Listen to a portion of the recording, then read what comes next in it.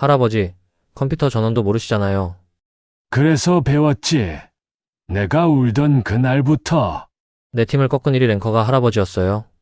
컴퓨터 전원도 몰랐던 73세 할아버지가 전국 랭킹 1위가 되기까지, 손자도 몰랐던 그 비밀이 왜 하필 결승전 무대 위에서 터진 걸까요?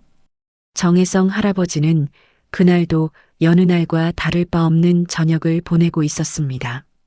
저녁 6시가 조금 넘은 시간이었습니다.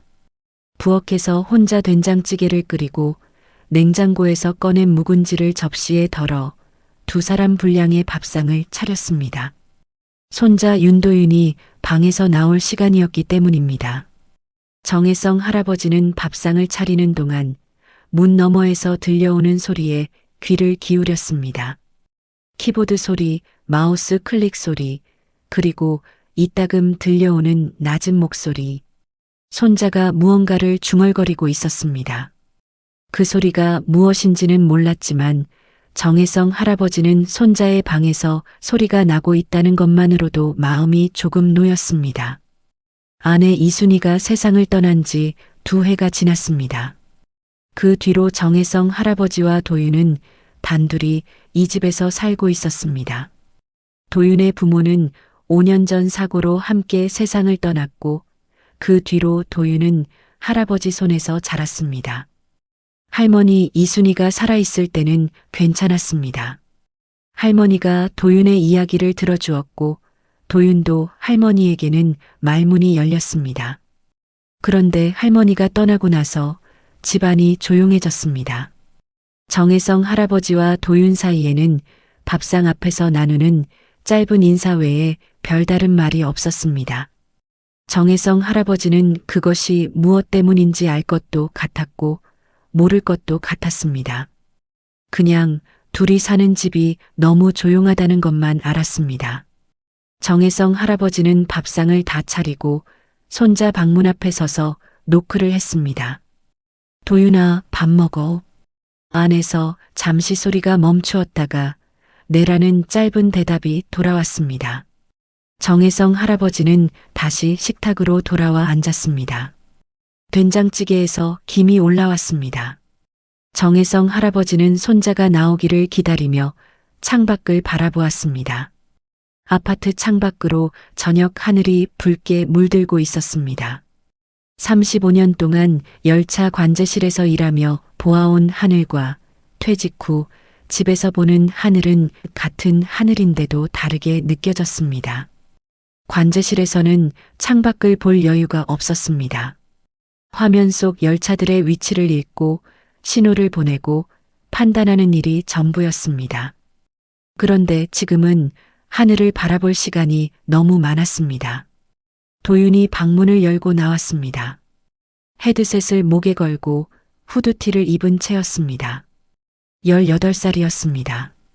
식탁 앞에 앉으며 수저를 들었습니다. 정혜성 할아버지가 말했습니다. 오늘 방송한다고 했지? 도윤이 밥을 한 숟가락 뜨며 말했습니다. 네. 정혜성 할아버지가 말했습니다. 몇 시에? 도윤이 말했습니다. 8시요. 2사람은 그렇게 짧은 말을 주고받으며 밥을 먹었습니다. 정혜성 할아버지는 손자가 하는 방송이 무엇인지, 게임이 무엇인지 잘 알지 못했습니다. 다만 손자가 매일 방에 들어가 몇 시간씩 무언가를 열심히 한다는 것은 알았습니다. 그것이 손자에게 중요한 일이라는 것도 알았습니다. 그것으로 충분하다고 생각했습니다. 밥을 다 먹고 도윤이 방으로 들어갔습니다. 정혜성 할아버지는 혼자 설거지를 했습니다. 그리고 거실 소파에 앉아 텔레비전을 켰습니다. 뉴스가 나왔습니다. 정혜성 할아버지는 뉴스를 보는 둥 마는 둥 하다가 손자 방에서 들려오는 소리에 귀가 쏠렸습니다.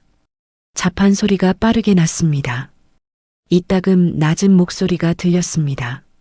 뭔가 집중하고 있는 것 같았습니다. 정혜성 할아버지는 텔레비전 볼륨을 조금 낮추었습니다. 8시가 넘었을 무렵이었습니다. 정혜성 할아버지는 화장실을 다녀오다가 손자 방 앞을 지났습니다. 문이 살짝 열려 있었습니다. 안을 보니 도윤이 모니터 앞에 앉아 헤드셋을 끼고 무언가를 하고 있었습니다. 화면에는 알록달록한 그래픽이 가득했고 모니터 옆에 조그만 카메라가 달려 있었습니다. 정혜성 할아버지는 잠시 문 앞에 서서 들여다보았습니다. 손자가 이런 것을 하는구나 하고 생각했습니다. 그리고 아무 생각 없이 방 안으로 들어섰습니다. 도윤이 화들짝 놀라 뒤를 돌아보았습니다. 할아버지, 지금 방송 중이에요. 정혜성 할아버지는 멈추었습니다. 그러나 이미 카메라에 잡혀 있었습니다. 정혜성 할아버지의 시선이 책상 위 물건들을 훑었습니다. 마우스가 눈에 들어왔습니다. 손에 익지 않은 물건이었지만 무심결에 집어들었습니다. 그리고 리모컨처럼 텔레비전 방향을 향해 들었습니다. 채팅창이 폭발했습니다. 웃음 이모티콘이 화면을 뒤덮었습니다. 도윤의 얼굴이 굳었습니다. 정혜성 할아버지는 영문도 모른 채 마우스를 내려놓고 방을 나왔습니다. 문이 닫혔습니다. 정혜성 할아버지는 거실로 돌아와 소파에 앉았습니다. 무언가 잘못된 것 같다는 것은 알았지만 무엇이 잘못된 것인지는 몰랐습니다. 그날 밤 늦게 도윤방에서 소리가 들렸습니다. 처음에는 작은 소리였는데 점점 커졌습니다. 정혜성 할아버지는 소파에서 일어나 복도로 나왔습니다. 손자 방문 앞에 섰습니다. 문 너머에서 도윤의 목소리가 들렸습니다. 난 이제 끝났어. 그리고 그 뒤로 낮고 가는 울음소리가 들렸습니다. 정혜성 할아버지는 문손잡이에 손을 얹었습니다. 그러다 멈추었습니다. 노크를 해야 할지, 그냥 들어가야 할지, 아니면 그냥 돌아가야 할지. 정혜성 할아버지는 오랫동안 그 자리에 서 있었습니다. 손자의 울음소리가 문 너머에서 조용히 계속되었습니다. 그날 밤 정혜성 할아버지는 잠을 이루지 못했습니다. 손자의 울음소리가 귓속에서 떠나지 않았습니다. 문 앞에 서서 아무것도 하지 못하고 돌아서던 그 순간이 자꾸만 머릿속에서 되살아났습니다. 35년 동안 관제실에서 일하며 수없이 많은 판단을 내려왔습니다. 어떤 열차를 먼저 보낼지, 어떤 신호를 언제 바꿀지, 어떤 상황에서 멈춰야 하는지, 그 모든 판단을 0.1초 안에 내려야 했습니다. 그런데 문 하나를 사이에 두고 울고 있는 손자 앞에서 정혜성 할아버지는 아무런 판단도 내리지 못했습니다. 그것이 가슴 깊은 곳을 눌렀습니다. 새벽 2시가 넘었습니다. 정혜성 할아버지는 자리에서 일어나 부엌으로 나왔습니다. 물을 한 잔 따라 마시고 식탁 앞에 앉았습니다. 창밖으로 아파트 불빛들이 드문드문 켜져 있었습니다. 정혜성 할아버지는 식탁 서랍을 열었습니다. 거기에는 아내 이순희의 낡은 수첩이 있었습니다. 아내가 떠난 뒤 정혜성 할아버지는 그 수첩을 서랍 안에 넣어두고 쉽게 꺼내지 않았습니다. 꺼내면 마음이 무너질 것 같아서였습니다. 그런데 그날 밤은 자연스럽게 손이 갔습니다. 수첩을 꺼내 펼쳤습니다. 아내의 글씨가 가득했습니다. 작고 동그란 글씨였습니다. 정혜성 할아버지는 한 장씩 천천히 넘겼습니다. 장을 본 목록, 도윤의 병원 예약 날짜, 지인들의 전화번호. 아내는 모든 것을 이 수첩에 적어두었습니다. 그러다 한 페이지에서 손이 멈추었습니다. 작은 글씨로 이렇게 적혀 있었습니다. 도윤이와 말이 막히면 내가 먼저 아이 세상으로 들어가. 날짜는 적혀 있지 않았습니다. 언제 쓴 것인지 알 수 없었습니다. 그러나 정혜성 할아버지는 이 말이 자신에게 하는 말이라는 것을 단번에 알았습니다. 아내는 살아있을 때도 늘 그랬습니다. 말을 길게 하지 않았습니다. 그러나 짧은 한마디 안에 긴 뜻을 담았습니다. 정혜성 할아버지는 그 문장을 여러 번 읽었습니다. 아이 세상으로 들어가. 손자의 세상? 키보드 소리와 마우스 클릭 소리가 가득한 정혜성 할아버지가 아무것도 모르는 그 세상. 수첩을 덮고 정혜성 할아버지는 오랫동안 식탁 앞에 앉아 있었습니다. 그리고 천천히 자리에서 일어났습니다. 거실 한쪽에 오래된 컴퓨터가 하나 있었습니다. 아내가 살아있을 때 인터넷 뱅킹을 쓰던 것이었습니다. 아내가 떠난 뒤로는 아무도 켜지 않았습니다. 정혜성 할아버지는 그 컴퓨터 앞에 앉았습니다. 전원 버튼을 찾았습니다. 버튼이 어디 있는지 몰랐습니다. 본체를 이리저리 살펴보다가 겨우 버튼을 눌렀습니다. 화면이 켜졌습니다. 자판 위에 손을 올려놓았습니다. 자판의 글자들이 눈에 들어왔습니다. 어디를 눌러야 하는지 알 수 없었습니다. 마우스를 집었습니다. 어젯밤 방송 중에 리모컨처럼 들었던 그 마우스였습니다. 정혜성 할아버지는 마우스를 움직여 보았습니다. 화면 속 화살표가 움직였습니다. 그것이 첫 번째 발걸음이었습니다. 다음 날 아침 정혜성 할아버지는 동네 복지관을 찾아갔습니다. 복지관 게시판에 디지털 교실 수강생 모집 안내가 붙어 있었습니다.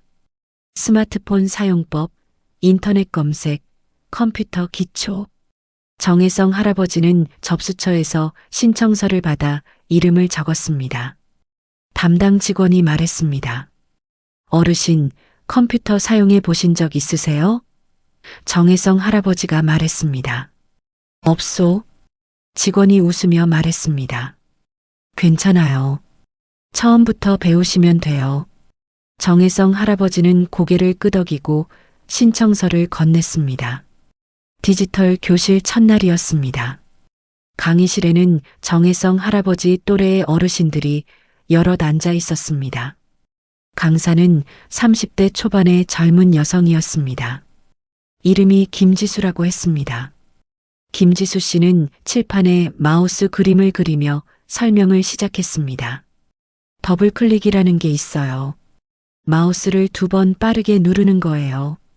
정혜성 할아버지는 마우스를 손에 쥐고 2번 눌렀습니다. 너무 느렸습니다. 화면에 아무 반응이 없었습니다. 다시 눌렀습니다. 이번에는 너무 세게 눌렀는지 마우스가 책상 위에서 미끄러졌습니다.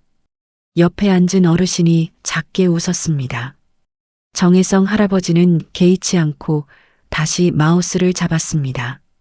2번째 시간에는 마이크 사용법을 배웠습니다. 강사가 마이크를 연결하고 마이크에 대고 말해보라고 했습니다. 정혜성 할아버지는 마이크를 집었습니다. 마이크가 작고 가벼웠습니다. 손에 들고 이리저리 살펴보다가 선풍기 리모컨처럼 방향을 바꿔가며 이쪽 저쪽을 향해 들었습니다.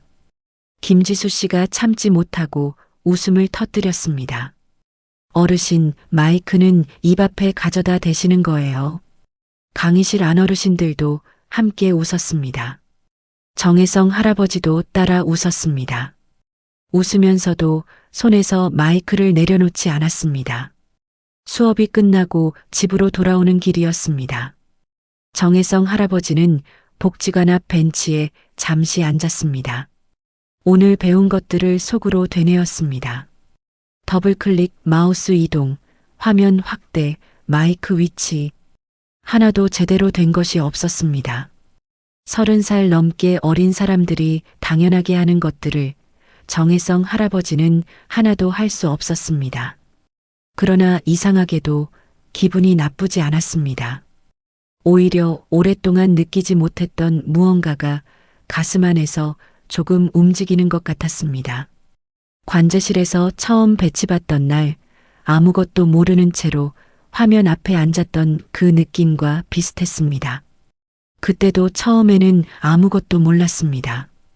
그런데 결국 35년을 그 자리에서 일했습니다.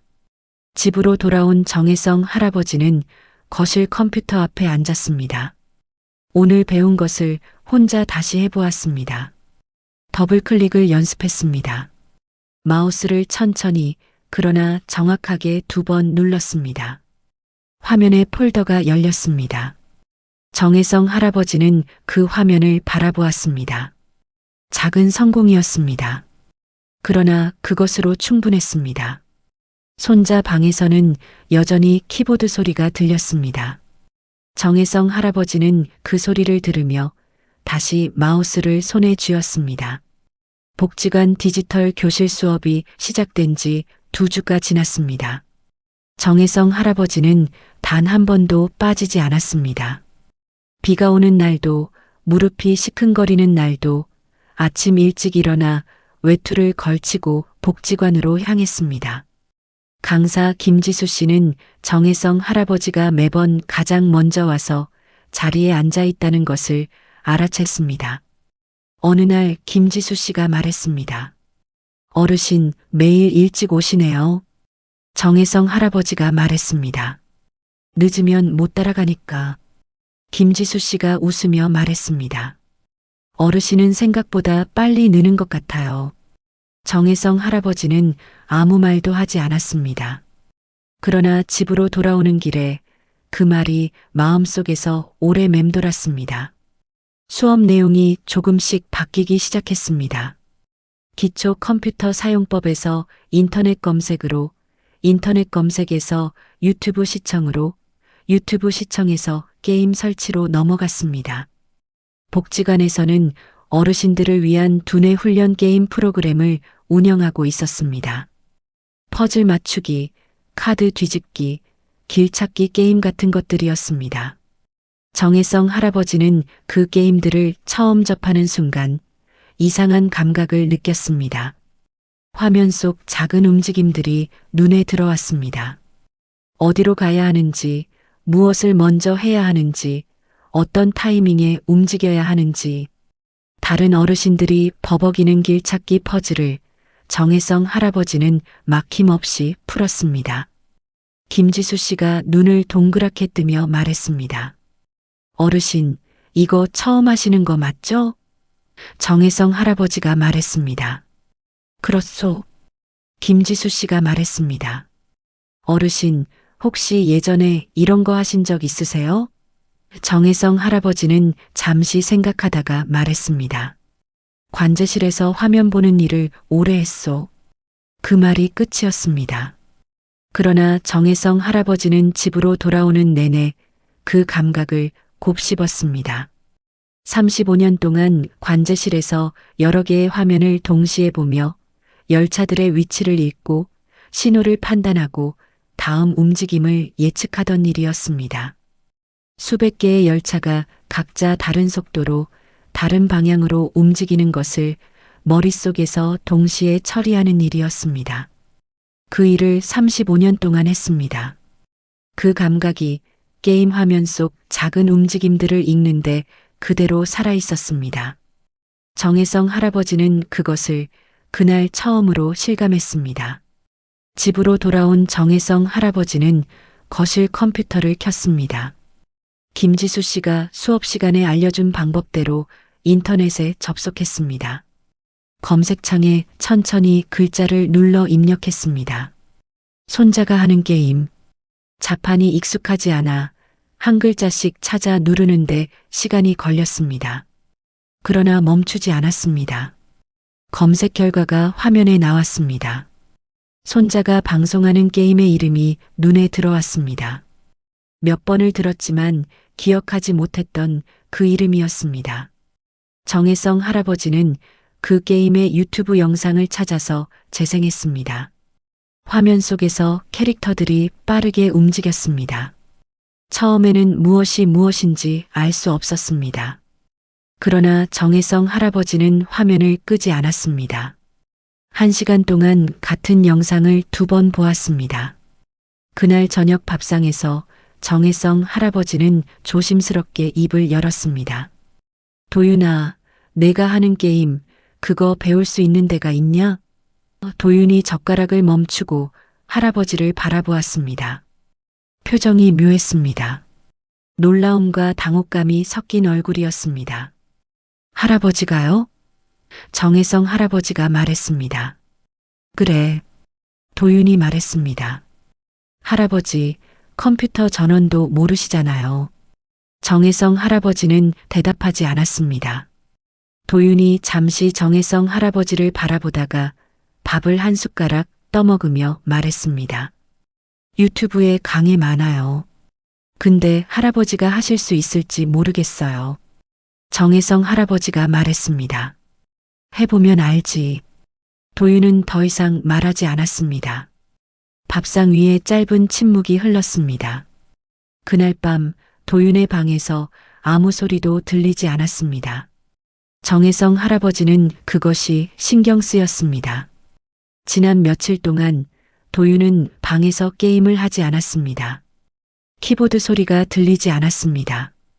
방송도 하지 않는 것 같았습니다. 밥을 먹을 때도 말이 없었고 눈빛이 가라앉아 있었습니다. 정혜성 할아버지는 손자에게 무슨 일이 있다는 것을 알았습니다. 그러나 물어볼 수가 없었습니다. 물어보면 괜찮아요라는 짧은 대답이 돌아올 것이 뻔했습니다. 그 대답 뒤에 무엇이 있는지는 정혜성 할아버지도 알 수 없었습니다. 며칠 뒤 우편함에서 편지 한 통을 꺼냈습니다. 도윤에게 온 것이었습니다.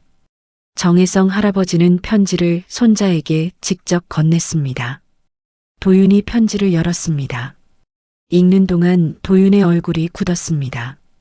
그리고 편지를 접어 책상 서랍에 넣으며 말했습니다. 아무것도 아니에요. 정혜성 할아버지는 더 묻지 않았습니다.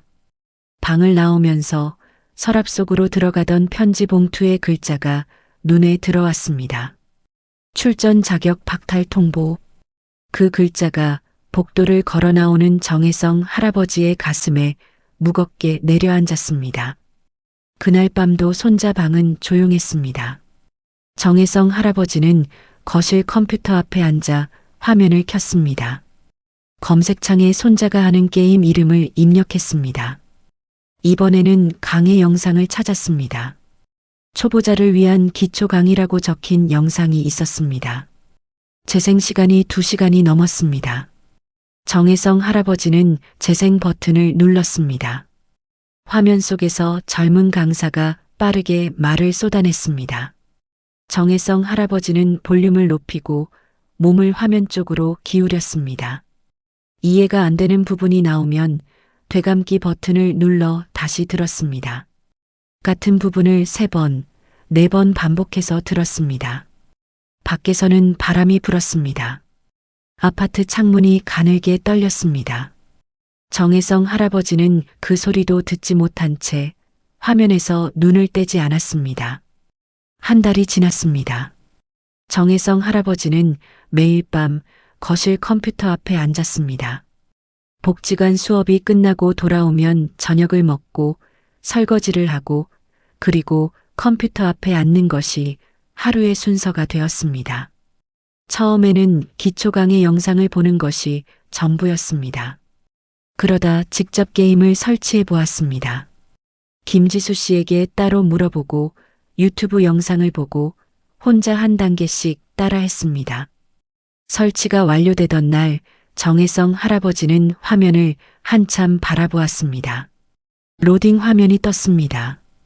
그리고 게임이 시작되었습니다. 처음 며칠은 처참했습니다.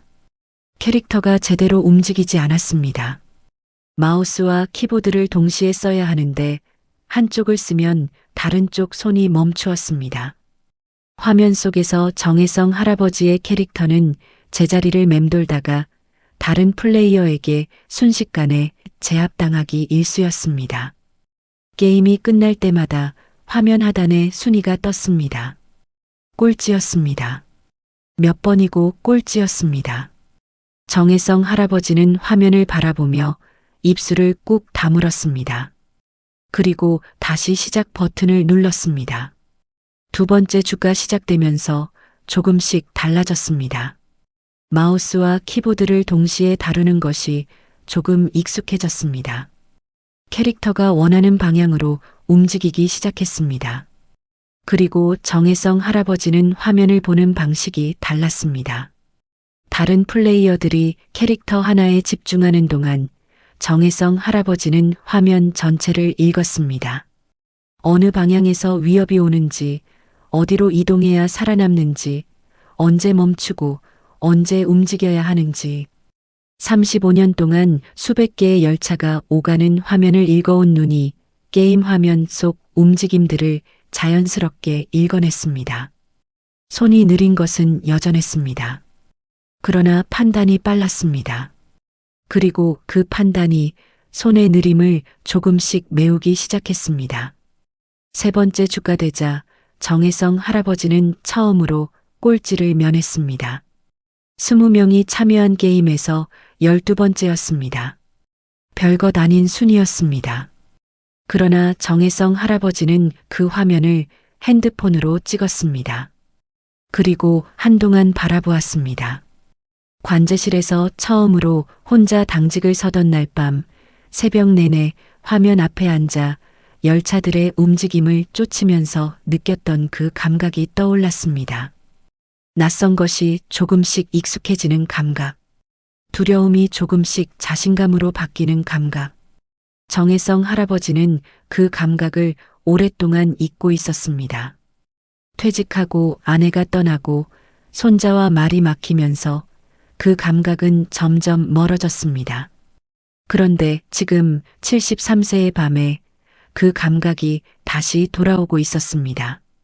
그 무렵 손자 도윤이 이상한 눈치를 채기 시작했습니다.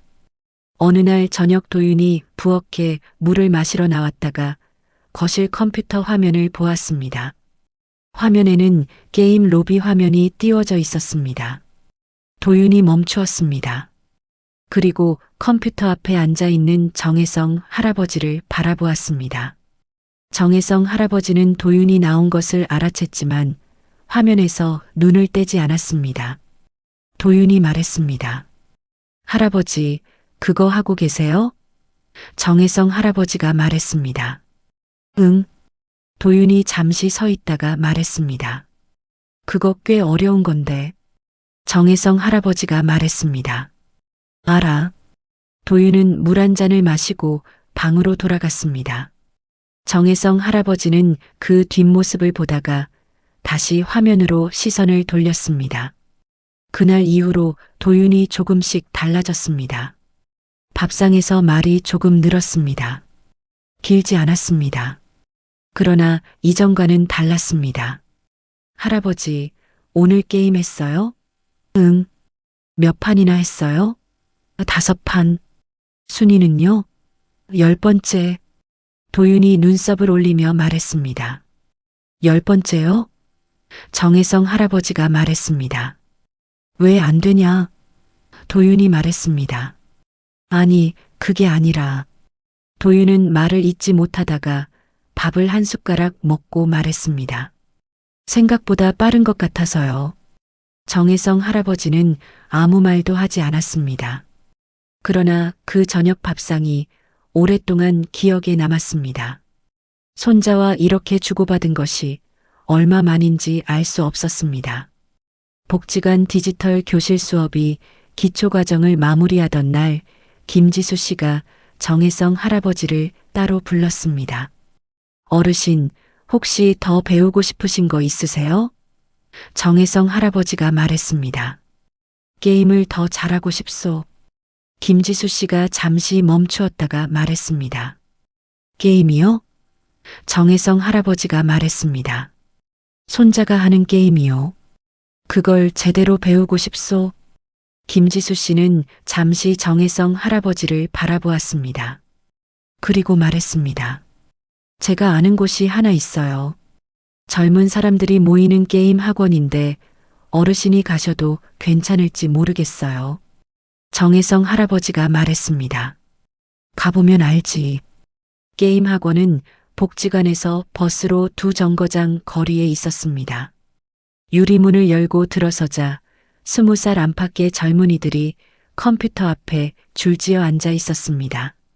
정혜성 할아버지가 들어서자 몇몇이 고개를 돌려 바라보았습니다. 원장이라고 자신을 소개한 30대 남성이 정혜성 할아버지 앞에 서서 말했습니다. 어르신, 혹시 누구 데려다 주러 오신 건가요? 정혜성 할아버지가 말했습니다. 배우러 왔소. 원장이 잠시 멈추었다가 말했습니다. 혹시 어떤 게임을요? 정혜성 할아버지가 게임 이름을 말했습니다. 원장의 표정이 미묘하게 달라졌습니다. 그게 꽤 고난도 게임인데요. 정혜성 할아버지가 말했습니다. 알고 있소. 그래서 배우러 온 거요.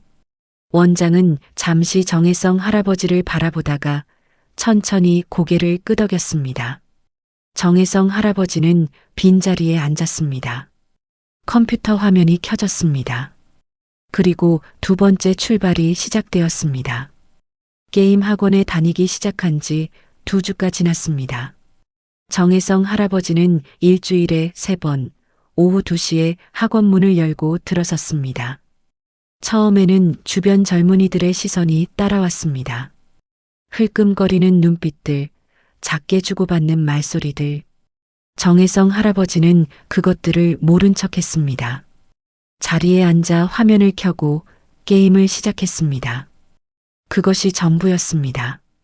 관제실에서도 처음 배치받았을 때 그랬습니다. 주변이 어떻게 보든 화면 앞에서 할 일을 하는 것이 먼저였습니다. 학원 강사는 25살의 젊은 남성이었습니다. 이름이 박재원이라고 했습니다. 박재원 씨는 처음에 정혜성 할아버지를 어떻게 가르쳐야 할지 몰라 하는 눈치였습니다. 다른 수강생들에게 쓰는 방식대로 설명했다가 정혜성 할아버지가 이해하지 못하면 처음부터 다시 풀어서 설명했습니다. 그런데 이상한 일이 벌어졌습니다. 기술적인 동작, 손가락 빠르기, 반응 속도 같은 것들은 다른 수강생들보다 느렸습니다. 그런데 판단력과 상황 파악에서는 달랐습니다. 박재원 씨가 지도 화면을 펼쳐놓고 이 상황에서 어디로 이동하겠습니까? 라고 물으면 정혜성 할아버지는 막힘없이 답했습니다. 박재원 씨가 눈을 가늘게 뜨며 말했습니다. 어르신, 어떻게 이게 바로 보이세요? 정혜성 할아버지가 말했습니다. 익숙한 일이요. 화면 보는 게. 박재원 씨는 그 뒤로 정혜성 할아버지를 대하는 방식이 달라졌습니다. 단순히 기초를 가르치는 것이 아니라 판단력을 살리는 방향으로 훈련을 바꾸었습니다. 손 빠르기를 늘리는 연습보다 화면 전체를 읽고 팀원들에게 방향을 잡아주는 역할을 훈련했습니다. 게임에서는 오더라고 불리는 역할이었습니다. 팀 전체의 움직임을 지휘하고 언제 전진하고 언제 물러날지를 판단하는 자리였습니다. 박재원 씨가 말했습니다. 어르신, 이 역할이 맞는 것 같아요. 빠른 손보다 냉정한 판단이 더 중요한 자리거든요. 정혜성 할아버지는 고개를 끄덕였습니다. 그 역할이 35년 동안 관제실에서 해온 일과 크게 다르지 않았습니다. 한 달이 지나자 정혜성 할아버지의 순위가 빠르게 올랐습니다. 처음에는 하위권이었습니다. 그러다 중간권이 되었습니다. 그리고 어느 날 게임이 끝나고 화면을 보니 전체 플레이어 중 상위 30% 안에 들어 있었습니다. 박재원 씨가 옆에서 화면을 보다가 말했습니다. 어르신, 이 속도면 2달 안에 상위권 들어가실 수도 있어요. 정혜성 할아버지는 화면을 바라보며 말했습니다. 2달이면 되겠소? 박재원 씨가 웃으며 말했습니다. 어르신이라면 더 빠를 수도 있어요. 그 무렵 정혜성 할아버지는 계정을 하나 만들었습니다. 이름이 필요했습니다. 정혜성 할아버지는 잠시 생각하다가 자판을 눌렀습니다. 백발기관차. 흰 머리카락과 35년 동안 관제실에서 기관차들을 다뤄온 기억이 합쳐진 이름이었습니다. 박재원 씨가 그 이름을 보고 말했습니다. 어르신다운 이름이네요. 정혜성 할아버지가 말했습니다. 그냥 생각나는 대로 썼소. 그 이름으로 첫 게임을 시작했습니다. 그리고 그날부터 백발기관차라는 이름이 게임 순위표에 조금씩 올라가기 시작했습니다. 집에서는 여전히 정혜성 할아버지가 게임을 한다는 것을 도윤이 알고 있었습니다. 그러나 얼마나 하는지, 얼마나 늘고 있는지는 몰랐습니다. 저녁 밥상에서 도윤이 가끔 물었습니다. 오늘도 했어요? 정혜성 할아버지가 말했습니다. 응. 순이는요? 좀 올랐어. 도윤은 그 대답에 고개를 끄덕이다가 어느 날 말했습니다. 할아버지, 그 게임 꽤 경쟁이 심한 거예요. 어지간해선 순이 안 올라요. 정혜성 할아버지가 말했습니다. 그래. 도윤이 말했습니다. 근데 올라가고 있어요? 정혜성 할아버지가 말했습니다. 올라가고 있어. 도윤은 잠시 정혜성 할아버지를 바라보다가 시선을 밥상으로 내렸습니다. 무언가를 더 말하려다가 멈춘 것 같았습니다. 그날 밤 도윤의 방에서 오랜만에 키보드 소리가 들렸습니다. 정혜성 할아버지는 거실 소파에 앉아 그 소리를 들었습니다. 처음에는 작게 들리다가 조금씩 빨라졌습니다. 게임을 다시 시작한 것 같았습니다. 정혜성 할아버지는 텔레비전을 끄고 그 소리만 들었습니다. 오랫동안 조용하던 손자 방에서 들려오는 소리였습니다. 정혜성 할아버지는 그 소리가 반가웠습니다. 아무 말도 하지 않았습니다. 그냥 들었습니다. 이틀 뒤 도윤이 밥상 앞에 앉으며 말했습니다. 할아버지, 저 다시 해보려고요. 정혜성 할아버지가 밥을 뜨다가 고개를 들었습니다. 도윤이 말했습니다. 대회는 놓쳤는데 다음 시즌 준비하려고요. 처음부터 다시 해볼 생각이에요. 정혜성 할아버지가 말했습니다. 잘 생각했다. 도윤이 말했습니다. 근데 슬럼프가 좀 길었어서 감각이 많이 죽은 것 같아요. 정혜성 할아버지는 잠시 도윤을 바라보다가 말했습니다. 감각은 다시 살아나. 시간이 걸릴 뿐이지. 도윤이 정혜성 할아버지를 바라보았습니다. 할아버지가 그런 말을 할 줄은 몰랐다는 표정이었습니다. 정혜성 할아버지는 더 말하지 않고 밥을 먹었습니다. 도윤도 밥을 먹었습니다. 그 저녁 밥상 위에 오랫동안 없었던 무언가가 조용히 돌아와 있었습니다. 밤에 정혜성 할아버지는 거실 컴퓨터를 켰습니다. 백발기관차 계정으로 접속했습니다. 오늘의 순위가 화면에 떴습니다. 전체 상위 15%였습니다. 정혜성 할아버지는 그 숫자를 바라보다가 손자 방 쪽을 돌아보았습니다.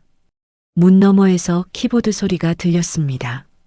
정혜성 할아버지는 다시 화면으로 시선을 돌렸습니다. 그리고 게임 시작 버튼을 눌렀습니다.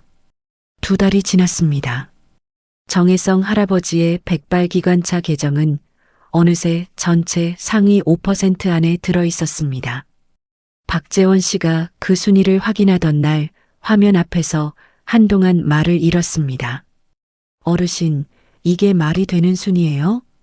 2달 만에 여기까지 올라오는 사람이 없어요. 정혜성 할아버지가 말했습니다. 시간이 좀 있으니까. 박재원 씨가 웃으며 말했습니다. 시간만으로 되는 게 아닌데요. 정혜성 할아버지는 대답하지 않았습니다. 화면 속 숫자를 바라보며 35년 동안 관제실에서 쌓아온 것들이 여기서 이렇게 쓰이게 될 줄은 몰랐다는 생각을 했습니다. 백발기관차라는 이름이 게임 커뮤니티에서 조금씩 알려지기 시작한 것도 그 무렵이었습니다. 순위표 상단에 낯선 이름이 갑자기 등장하자 게임 커뮤니티 게시판에 글이 올라오기 시작했습니다. 백발기관차가 누구냐? 목소리는 할아버지 같은데 실력이 괴물이다. 저 오더 진짜 무섭다. 어디서 나온 거냐? 정혜성 할아버지는 보지 못했습니다. 커뮤니티에 접속하는 방법을 몰랐기 때문입니다. 그러나 게임 안에서는 달랐습니다. 랜덤으로 팀이 묶이는 방식의 게임이었는데 정혜성 할아버지가 팀에 들어오면 채팅창이 움직였습니다. 백발기관차다. 오늘 이겼다. 이 오더 따라가면 진다는 법이 없다. 정혜성 할아버지는 그 채팅들을 읽지 않았습니다. 화면 전체를 읽는 데 집중하느라 채팅창을 볼 여유가 없었습니다. 게임 안에서 목소리를 쓰는 일이 많아졌습니다. 팀원들과 소통해야 할 때 정혜성 할아버지는 마이크를 켜고 짧게 말했습니다. 왼쪽으로 모여요. 지금 전진하면 안 돼요. 기다려요. 거기 가지 말고 위로 올라가요. 목소리는 낮고 천천히 나왔습니다. 젊은 플레이어들의 빠르고 날카로운 목소리와는 달랐습니다. 그런데 이상하게도 그 느린 목소리를 들으면 팀원들이 따랐습니다. 채팅창에 저 목소리 왜 이렇게 믿음직스럽냐? 할아버지 오더인데 틀린 적이 없다는 말들이 올라왔습니다. 박재원 씨가 그 채팅들을 정혜성 할아버지에게 읽어주었습니다. 정혜성 할아버지는 화면에서 눈을 떼지 않은 채 말했습니다. 그냥 보이는 대로 말했소. 그 무렵 도윤은 새로운 팀을 찾고 있었습니다. 대회 출전권을 잃은 뒤 기존 팀에서 밀려났고 다시 시작하는 마음으로 혼자 게임을 하고 있었습니다. 순위를 올려서 좋은 팀의 눈에 띄는 것이 목표였습니다. 그런데 슬럼프가 길었던 탓인지 감각이 쉽게 돌아오지 않았습니다. 이기다가도 결정적인 순간에 실수가 나왔습니다. 판단이 늦었습니다. 도윤은 방 안에서 혼자 모니터를 노려보며 이마를 짚었습니다. 어느 날 도윤은 랜덤으로 팀이 묶이는 게임에 들어갔습니다. 팀원 중 한 명의 닉네임이 눈에 들어왔습니다. 백발기관차. 커뮤니티에서 본 적 있는 이름이었습니다. 도윤은 순간 눈썹을 올렸습니다. 게임이 시작되었습니다. 그리고 마이크에서 목소리가 흘러나왔습니다. 오른쪽 위험해요. 왼쪽으로 이동해요. 낮고 느린 목소리였습니다. 도윤은 그 목소리를 들으며 왼쪽으로 이동했습니다. 오른쪽에서 바로 공격이 들어왔습니다. 목소리가 맞았습니다.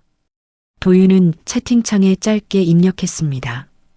오더 대박이다. 그리고 게임에 집중했습니다. 그 게임에서 팀이 이겼습니다.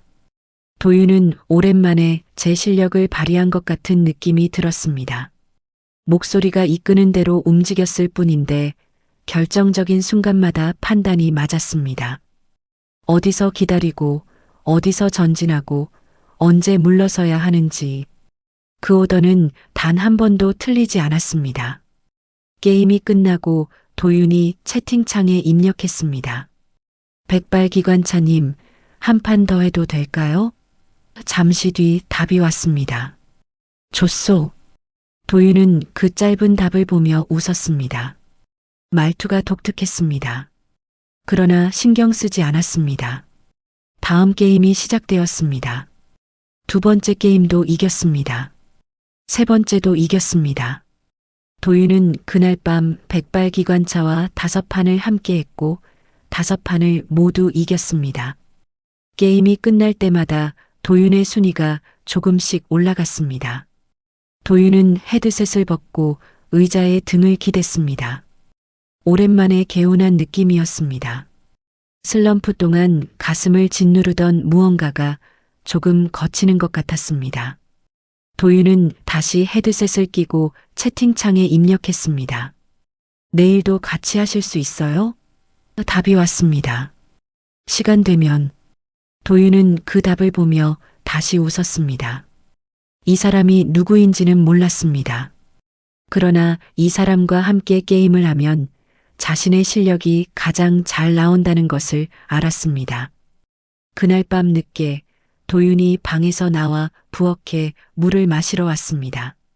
거실을 지나다가 컴퓨터 앞에 앉아 있는 정혜성 할아버지를 보았습니다. 화면에는 게임 결과 화면이 떠 있었습니다. 정혜성 할아버지가 화면을 끄다가 도윤과 눈이 마주쳤습니다.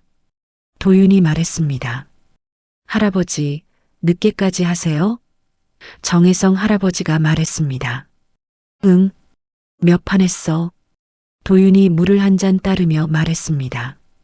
오늘 저 게임에서 엄청 잘하는 사람 만났어요. 정혜성 할아버지가 말했습니다. 그래. 도윤이 말했습니다. 백발기관차라는 닉네임인데 오더가 진짜 신기해요. 화면 전체를 보는 것 같아요. 어디서 뭐가 올지를 미리 아는 것 같고. 정혜성 할아버지는 아무 말도 하지 않았습니다. 화면을 바라보는 척하며 입술을 가늘게 다물었습니다. 도윤이 물을 다 마시고 말했습니다. 할아버지, 일찍 주무세요. 그리고 방으로 들어갔습니다. 문이 닫혔습니다.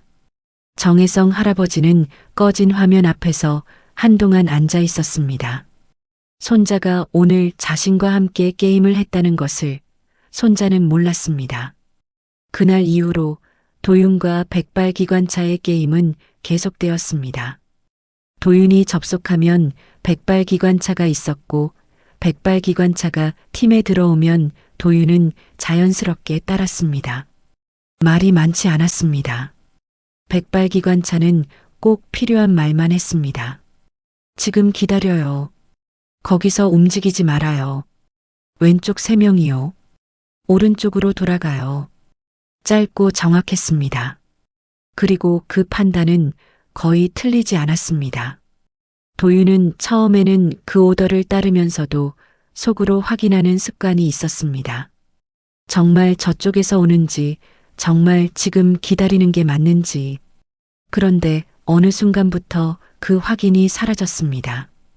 그냥 따랐습니다. 따르면 이겼기 때문입니다. 도윤의 순위가 빠르게 올랐습니다.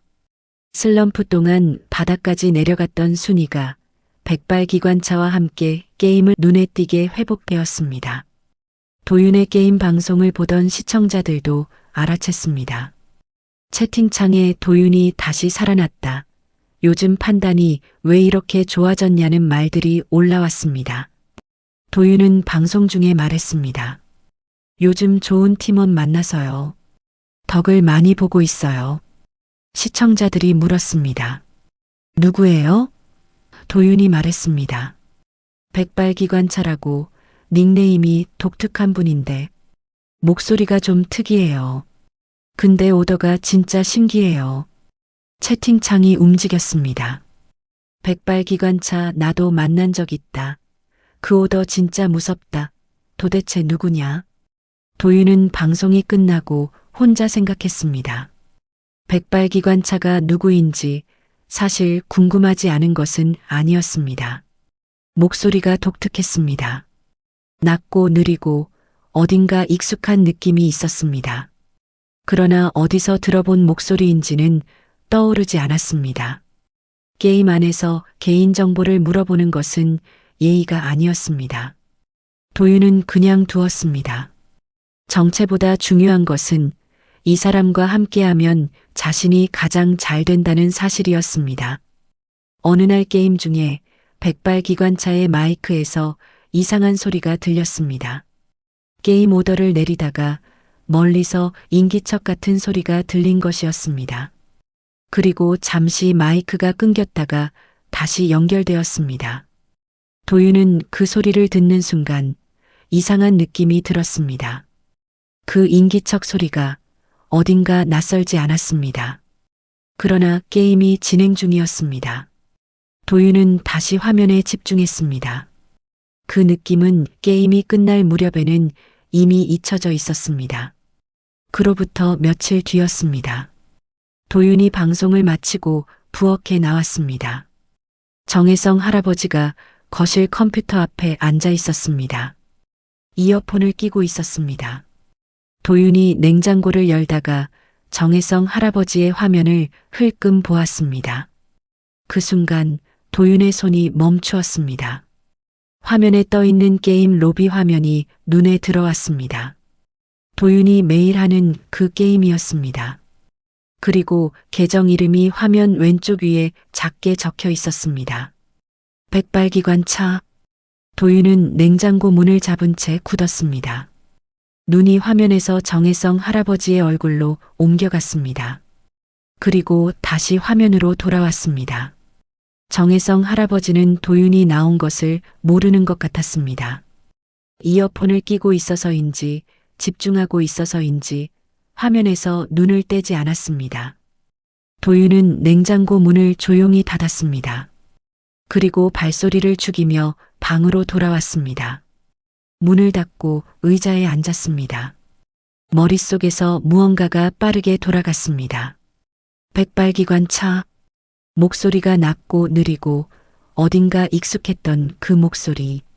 꼭 필요한 말만 하고 화면 전체를 읽는 것 같던 그 판단력. 도윤은 눈을 감았습니다. 그리고 천천히 떠올렸습니다. 관제실 이야기를 할 때 할아버지가 했던 말들이 머릿속에서 하나씩 되살아났습니다. 화면 보는 게 익숙한 일이요. 감각은 다시 살아나오. 시간이 걸릴 뿐이지. 도윤은 눈을 떴습니다. 심장이 빠르게 뛰었습니다. 그러나 방문을 열고 나가지 않았습니다. 한동안 그 자리에 앉아 있었습니다. 다음 날 저녁 밥상이었습니다. 두 사람이 마주 앉아 밥을 먹었습니다. 정혜성 할아버지는 된장찌개를 한 숟가락 떠먹으며 말했습니다. 오늘 방송 잘 됐냐? 도윤이 말했습니다. 네, 그럭저럭요. 잠시 침묵이 흘렀습니다. 도윤이 젓가락을 내려놓으며 말했습니다. 할아버지, 백발기관차 알아요? 정혜성 할아버지의 숟가락이 잠시 멈추었습니다. 그러나 표정은 바뀌지 않았습니다. 그게 뭐냐? 도윤이 정혜성 할아버지를 바라보며 말했습니다. 게임 랭커 이름이에요.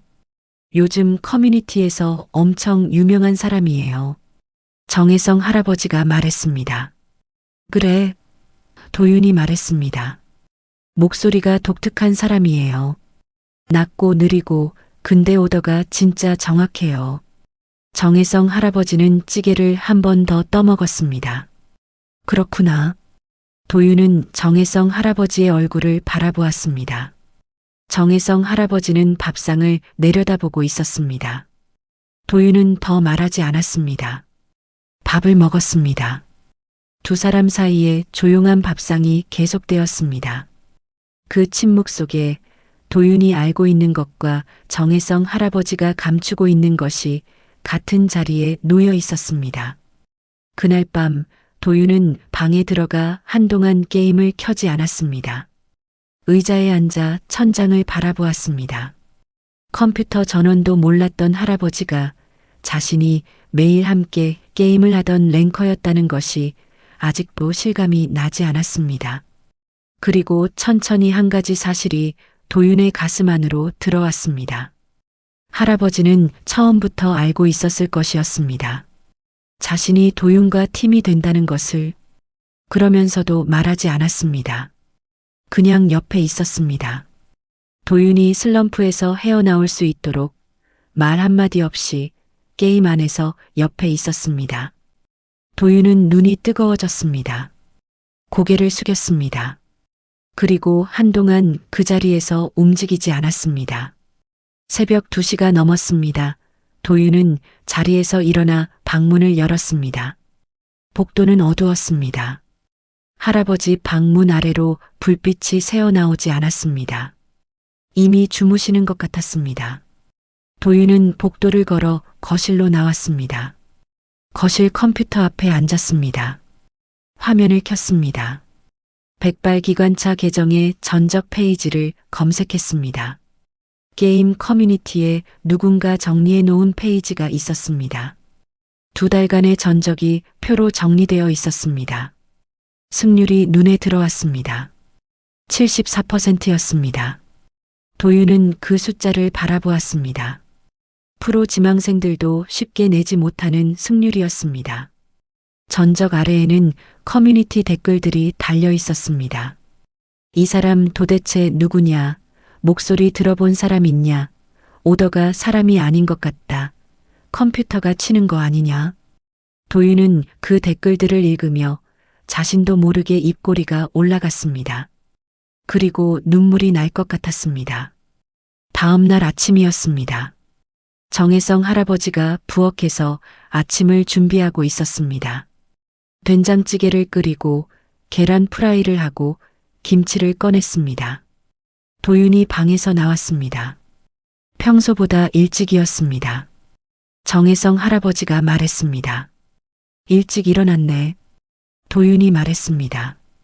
네. 두 사람은 식탁에 마주 앉았습니다. 정혜성 할아버지가 찌개를 도윤 앞에 놓았습니다. 도윤은 숟가락을 들다가 내려놓았습니다. 정혜성 할아버지가 고개를 들었습니다.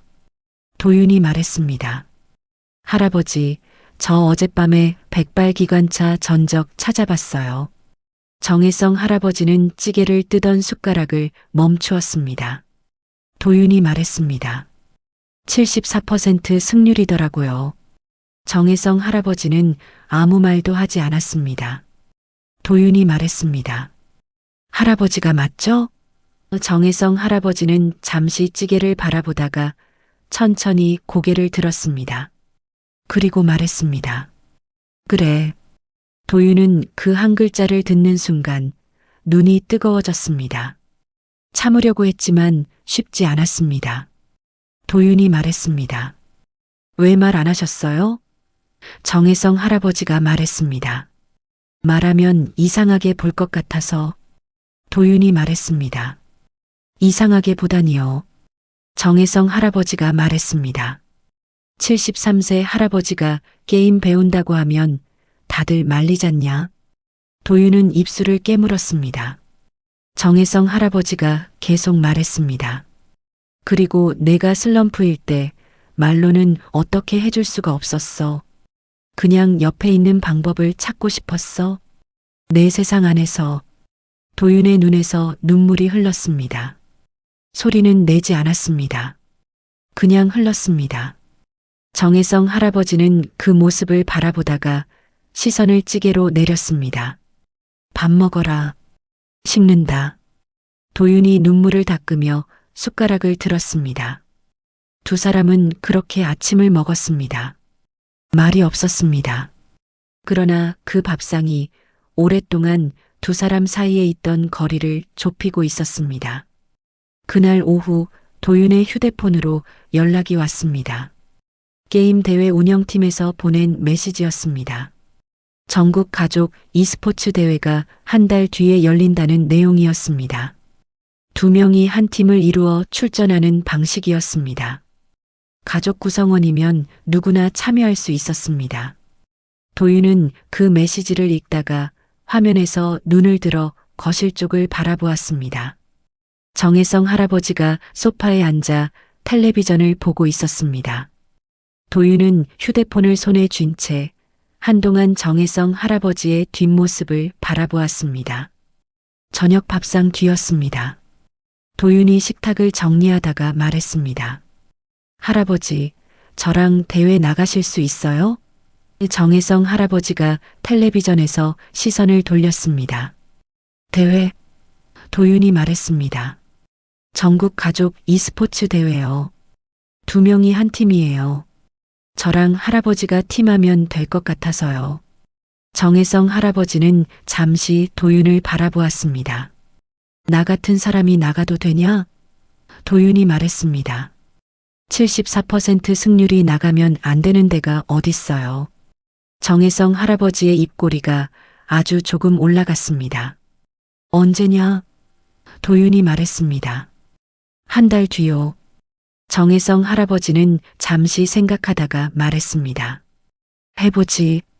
도윤이 웃었습니다. 오랫동안 보지 못했던 웃음이었습니다. 대회 준비가 시작되었습니다. 도윤과 정혜성 할아버지는 매일 저녁 함께 게임을 했습니다. 처음에는 각자 자기 방에서 연결했습니다. 그러다 어느 날 도윤이 거실에 의자를 하나 더 가져다 놓으며 말했습니다. 할아버지, 옆에서 같이 해요. 소통이 더 빠를 것 같아서요. 정혜성 할아버지가 의자에 앉았습니다. 두 사람이 나란히 앉아 화면을 보았습니다. 도윤이 이어폰을 하나 빼서 정혜성 할아버지에게 건넸습니다. 정혜성 할아버지가 받아 꽂았습니다. 게임이 시작되었습니다. 정혜성 할아버지가 낮은 목소리로 말했습니다. 오른쪽 위험해. 왼쪽으로 돌아. 도윤이 바로 움직였습니다. 두 사람의 화면이 맞물리기 시작했습니다. 거실 안에 오랫동안 없었던 소리가 가득 찼습니다. 키보드 소리, 마우스 클릭 소리, 그리고 나란히 앉은 두 사람의 숨소리였습니다. 박재원 씨가 두 사람의 연습 영상을 보고 전화를 해왔습니다. 어르신, 이 대회 나가시면 화제될 것 같아요. 73세 할아버지와 손자 팀이 나오는 거잖아요. 정혜성 할아버지가 말했습니다. 화제가 목적이 아니오. 박재원 씨가 말했습니다. 알아요. 근데 어르신, 이기실 수 있어요. 진짜로요.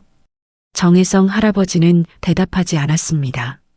전화를 끊고 거실로 나오니 도윤이 화면 앞에 앉아 연습을 하고 있었습니다.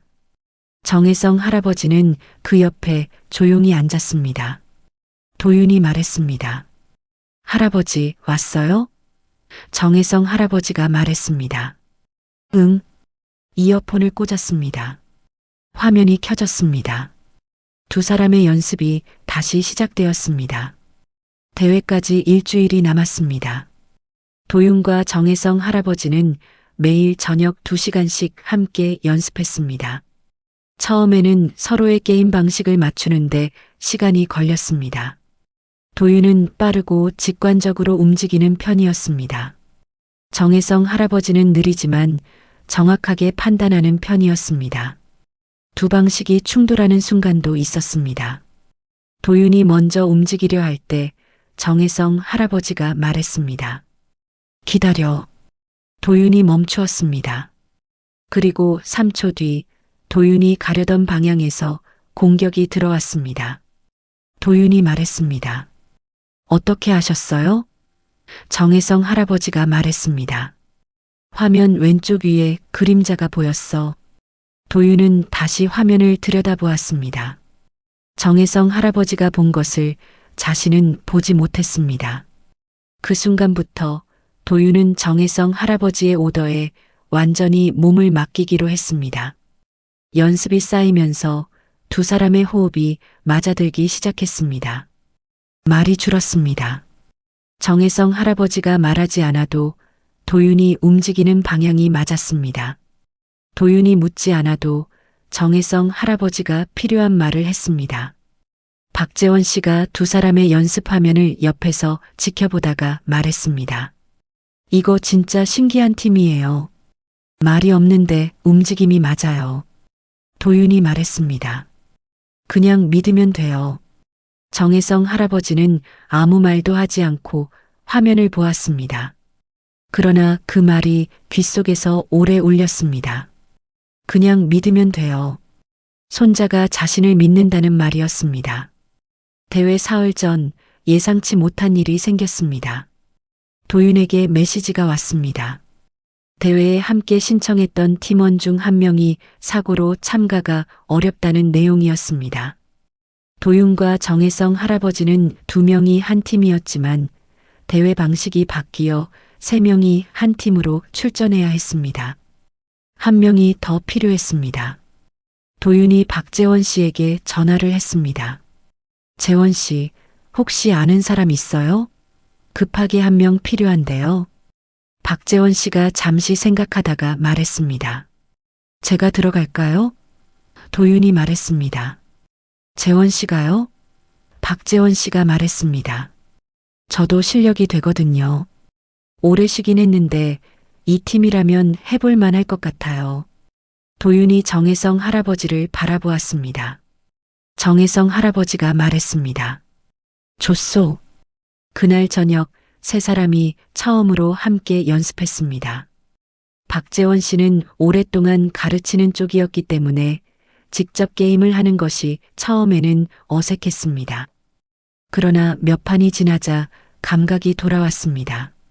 세 사람이 각자의 역할을 찾아갔습니다. 정혜성 할아버지는 화면 전체를 읽으며 오더를 냈습니다.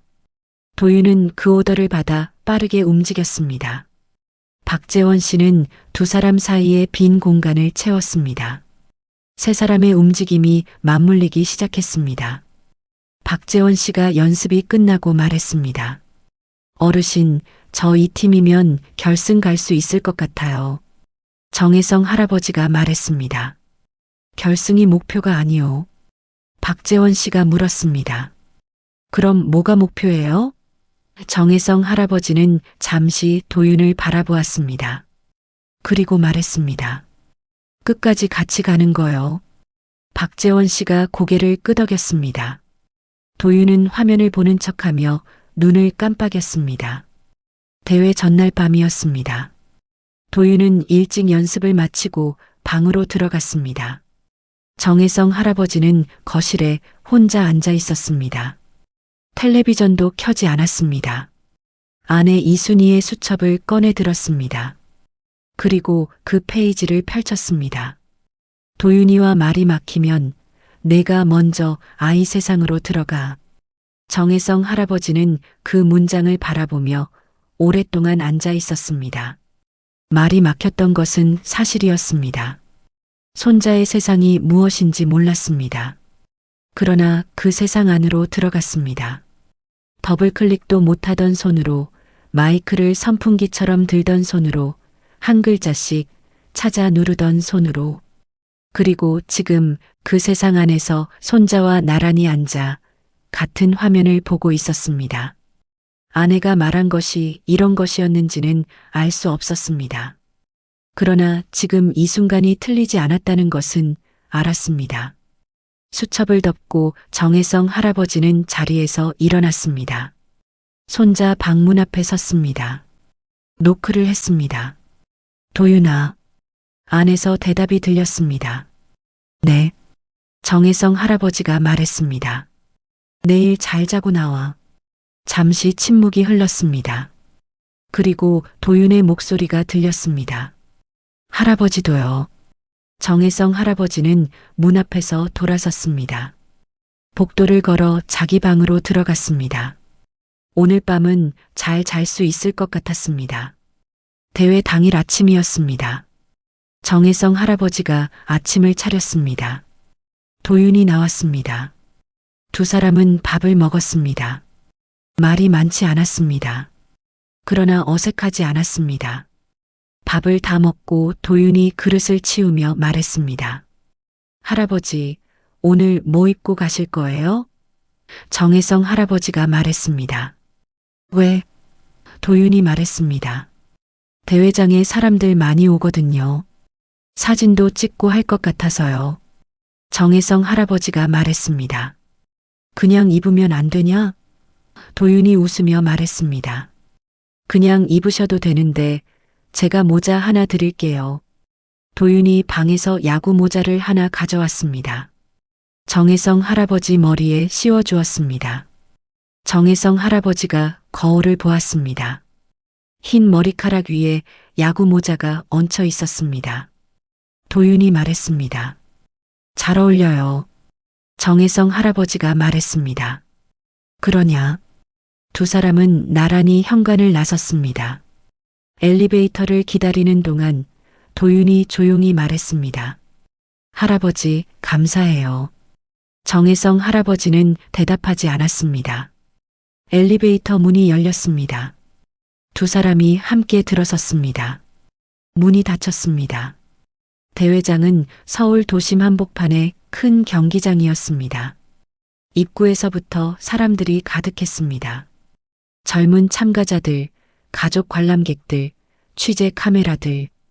정혜성 할아버지는 도윤과 나란히 걸으며 주변을 천천히 둘러보았습니다. 이런 곳에 온 것이 처음이었습니다. 크고 밝은 조명이 경기장 천장에서 쏟아졌습니다. 무대 위에는 대형 화면이 걸려 있었고 화면에는 대회 로고가 천천히 돌아가고 있었습니다. 박재원 씨가 입구에서 기다리고 있었습니다. 세 사람이 모였습니다. 박재원 씨가 정혜성 할아버지를 보며 말했습니다. 어르신, 긴장되세요? 정혜성 할아버지가 말했습니다. 긴장이 뭔지 오래 잊고 살았소. 박재원 씨가 웃었습니다. 도윤도 웃었습니다. 대기실에서 참가팀들을 확인했습니다. 총 24팀이었습니다. 대부분 20대 초중반의 젊은 팀들이었습니다. 형제팀, 부자팀, 친구팀. 그 중에서 할아버지와 손자로 이루어진 팀은 정혜성 할아버지와 도윤의 팀이 유일했습니다. 대기실 안에서 시선들이 모였습니다. 모자를 눌러 쓴 정혜성 할아버지를 보며 작게 수군거리는 소리가 들렸습니다. 도윤이 정혜성 할아버지 옆에 바짝 붙어 섰습니다. 정혜성 할아버지는 그 시선들을 신경 쓰지 않았습니다. 의자에 앉아 눈을 감았습니다. 관제실에서 중요한 상황이 오기 전에 하던 것과 같았습니다. 화면 전체를 머릿속에서 한번 정리하는 것이었습니다. 예선이 시작되었습니다. 첫 번째 상대팀은 22살짜리 형제팀이었습니다. 시작하자마자 빠르게 치고 들어왔습니다. 도윤이 반사적으로 맞서려 했습니다. 정혜성 할아버지가 말했습니다. 기다려. 도윤이 멈추었습니다. 상대가 먼저 움직이게 내버려 두었습니다. 그리고 상대가 자리를 비운 틈을 노려 정혜성 할아버지의 오더가 떨어졌습니다. 지금 오른쪽. 세 사람이 동시에 움직였습니다. 첫 번째 라운드가 끝났습니다. 세 사람의 팀이 이겼습니다. 상대 팀이 화면 앞에서 고개를 갸웃거렸습니다. 두 번째 라운드도 같았습니다. 세 번째 라운드도 마찬가지였습니다. 예선 첫 경기가 끝났습니다. 관람석에서 웅성거리는 소리가 들렸습니다. 두 번째 경기, 세 번째 경기가 이어졌습니다. 정혜성 할아버지의 팀은 매번 같은 방식으로 이겼습니다. 빠르지 않았습니다. 화려하지 않았습니다. 그러나 단 한 번도 틀리지 않는 판단이 상대를 하나씩 무너뜨렸습니다. 대회 해설을 맡은 진행자가 마이크를 잡고 말했습니다. 저 팀 움직임이 정말 독특합니다. 빠르지 않은데 항상 맞는 자리에 있어요. 관람석에서 박수가 터졌습니다. 대형 화면에 세 사람의 모습이 잡혔습니다. 모자를 눌러 쓴 정혜성 할아버지가 화면에 나오자 관람석에서 웅성거림이 커졌습니다. 저분 할아버지 아니야? 나이가 어떻게 되시지? 저 팀이 계속 이기고 있잖아. 준결승이었습니다. 상대팀은 이 대회 우승 후보로 꼽히던 팀이었습니다. 25살짜리 3명으로 이루어진 팀이었고 반응 속도와 손 빠르기가 압도적이었습니다. 게임이 시작되자마자 상대의 움직임이 달랐습니다. 빠르고 정확했습니다. 첫 번째 라운드에서 정혜성 할아버지의 팀이 졌습니다. 도윤의 얼굴이 굳었습니다. 박재원 씨가 말했습니다. 어르신, 어떻게 할까요? 정혜성 할아버지는 화면을 바라보았습니다. 상대의 움직임을 읽었습니다. 빠른 것은 빠른 것이었습니다. 그러나 빠른 것에는 반드시 패턴이 있었습니다. 관제실에서 열차들의 움직임을 읽던 것과 같았습니다. 아무리 빠른 열차도 레일 위에서만 달렸습니다. 정혜성 할아버지가 말했습니다. 두 번째 라운드는 다르게 간다. 내가 말하는 대로 해. 두 번째 라운드가 시작되었습니다. 정혜성 할아버지는 상대의 패턴을 역이용했습니다. 상대가 빠르게 치고 들어올 타이밍에 세 사람이 일부러 물러섰습니다. 상대가 앞으로 나왔습니다. 그 순간 정혜성 할아버지가 말했습니다. 지금. 세 사람이 동시에 역방향으로 움직였습니다. 상대가 허를 찔렸습니다. 두 번째 라운드를 이겼습니다. 세 번째 라운드도 같은 방식이었습니다. 상대가 당황하기 시작했습니다. 빠른 손이 느린 판단 앞에서 길을 잃었습니다. 세 번째 라운드가 끝났습니다. 정혜성 할아버지의 팀이 준결승을 통과했습니다.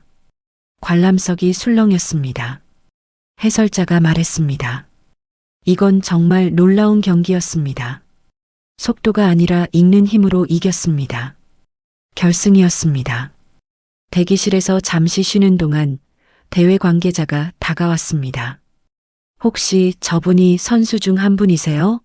하며 정혜성 할아버지를 가리켰습니다. 도윤이 말했습니다. 네, 저희 할아버지세요. 관계자가 말했습니다. 연세가 어떻게 되세요? 정혜성 할아버지가 말했습니다. 73세요. 관계자가 잠시 말을 잃었습니다. 그리고 말했습니다. 이 대회 사상 최고령 참가자세요. 정혜성 할아버지가 말했습니다. 그래요? 그리고 아무 말도 하지 않았습니다. 도윤이 옆에서 웃음을 참았습니다. 결승 상대는 21살 3명으로 이루어진 팀이었습니다. 프로 지망생들이었습니다. 실력이 준결승 상대보다 더 뛰어났습니다. 게임이 시작되었습니다. 첫 번째 라운드, 두 번째 라운드가 팽팽하게 이어졌습니다. 1대1이었습니다. 세 번째 라운드, 마지막 라운드였습니다. 그런데 중반으로 넘어가던 중 상대팀이 예상 밖의 전략을 꺼냈습니다. 박재원 씨가 말했습니다. 어르신, 이거 처음 보는 패턴이에요. 도윤도 말했습니다. 저도 모르는 전략이에요. 두 사람의 목소리에 당혹감이 실렸습니다. 정혜성 할아버지는 화면에서 눈을 떼지 않았습니다. 상대의 움직임을 읽었습니다. 처음 보는 패턴이었지만 움직임에는 반드시 목적이 있었습니다. 어디를 향하는지, 무엇을 노리는지. 정혜성 할아버지는 5초 동안 화면을 보았습니다. 그리고 말했습니다. 왼쪽 아래를 막아. 저기로 온다. 도윤과 박재원 씨가 동시에 움직였습니다. 상대의 공격이 막혔습니다. 그리고 정혜성 할아버지가 말했습니다. 지금 전진. 세 사람이 앞으로 나아갔습니다. 마지막 라운드가 끝났습니다. 정혜성 할아버지의 팀이 이겼습니다. 경기장이 들썩였습니다. 관람석에서 박수와 함성이 쏟아졌습니다. 해설자가 소리쳤습니다. 73세 할아버지와 손자팀이 전국대회 우승입니다. 도윤이 두 손을 들었습니다. 박재원 씨가 소리를 질렀습니다. 정혜성 할아버지는 화면 앞에서 천천히 자리에서 일어났습니다. 도윤이 정혜성 할아버지에게 달려왔습니다. 할아버지는 어깨를 안았습니다.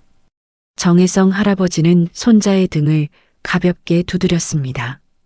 카메라 플래시가 터졌습니다. 대형 화면에 두 사람의 모습이 크게 떴습니다. 모자를 눌러 쓴 73세 할아버지와 그 옆에서 웃고 있는 손자였습니다. 시상식이 끝나고 취재진이 몰려왔습니다. 마이크들이 정혜성 할아버지 앞에 쏟아졌습니다. 기자가 물었습니다. 어르신, 소감이 어떠세요? 정혜성 할아버지는 마이크들을 바라보다가 말했습니다. 게임은 손 빠른 사람이 이기는 게 아니요. 끝까지 보는 사람이 이기는 거요. 경기장이 조용해졌습니다. 그리고 다시 박수가 터졌습니다. 도윤은 옆에서 그 말을 들으며 눈을 깜빡였습니다. 눈물이 나올 것 같았습니다. 그 말이 게임 이야기가 아니라는 것을 도윤은 알았습니다. 대회가 끝나고 며칠 뒤 광고와 방송 출연 제안이 쏟아졌습니다. 그런데 연락은 도윤에게가 아니라 정혜성 할아버지에게 먼저 왔습니다.